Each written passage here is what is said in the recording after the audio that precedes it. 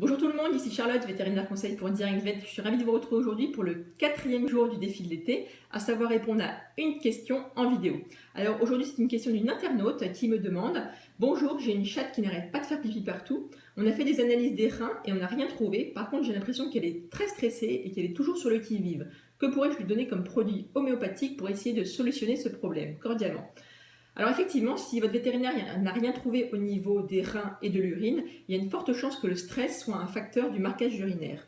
Du coup, pour diminuer ce stress et le marquage, il faut agir à plusieurs niveaux. D'abord au niveau du territoire, établir une réorganisation du territoire. Ensuite, augmenter les interactions et les jeux avec votre chatte. Et enfin, au 3e niveau, vous pouvez donner des compléments alimentaires qui vont diminuer le stress. Alors, premier niveau, le territoire. Donc il y a des petites règles à savoir pour avoir un territoire qui plaise au chat. D'abord, point de vue placement de la litière. Donc il faut savoir que le chat aime bien avoir différents secteurs. Un secteur où il va faire pipi, un secteur où il va manger, un secteur où il va dormir. Il ne faut pas mélanger tous ces secteurs. Donc c'est important d'avoir la litière loin de la gamelle, parce que sinon votre chat il va être mal, parce que ces secteurs d'élimination et de prise alimentaire sont trop proches. Donc mettez bien la litière au moins minimum à 2 mètres de la gamelle si votre appartement ou maison le permet. Ensuite, il faut aussi savoir que parfois la litière peut ne pas plaire à votre chat, ce qui fait qu'il va moins y aller et puis il va faire pipi ailleurs.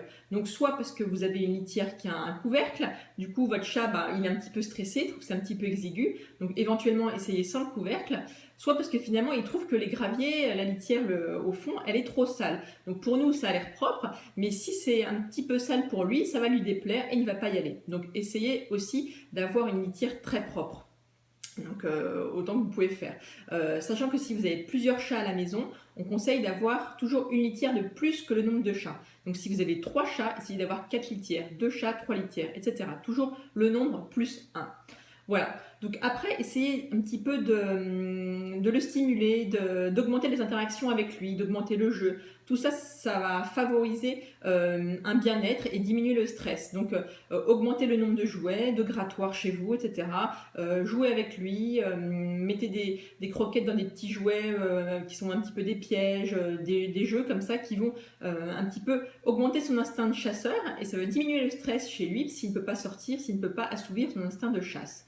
Voilà. 3e point sur lequel on peut travailler, en fait, c'est donner des compléments qui vont diminuer le stress. Alors, il n'existe pas que l'homéopathie, comme vous disiez.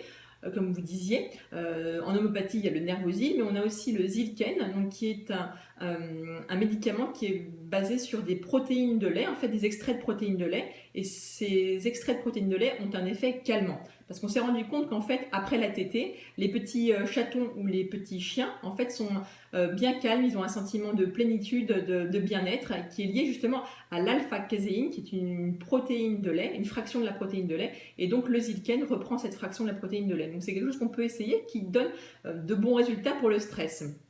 Pareil aussi, on peut essayer les phéromones, comme le Feliway en fait, donc en diffuseur, qui sont des phéromones d'apaisement. Ce sont ces phéromones en fait que le chat met quand il est bien chez lui, qu'il dépose avec ses pattes, ou alors en se frottant les joues contre vous. Si vous voyez que votre chat ne fait plus ce comportement de frotter ses joues contre vous, ça veut dire qu'il ne met pas ces phéromones d'apaisement dans son environnement. Donc c'est à vous éventuellement de rajouter ces phéromones d'apaisement grâce au Feliway. Donc voilà, j'espère que j'ai répondu à votre question, que ça va s'améliorer. Effectivement, ce n'est pas une mince affaire, il faut vraiment jouer sur plusieurs tableaux. Donc en essayant de jouer sur tous ces tableaux, on peut avoir une amélioration notable. Je vous dis à demain, j'espère que cette vidéo vous a plu. À demain pour le 5e jour du défi, une réponse en vidéo. Et puis entre-temps, n'oubliez pas, vous pouvez aller sur le blog Direct Vet pour télécharger votre exemplaire du manuel des premiers secours pour chiens et chats. Je vous dis à demain, ciao!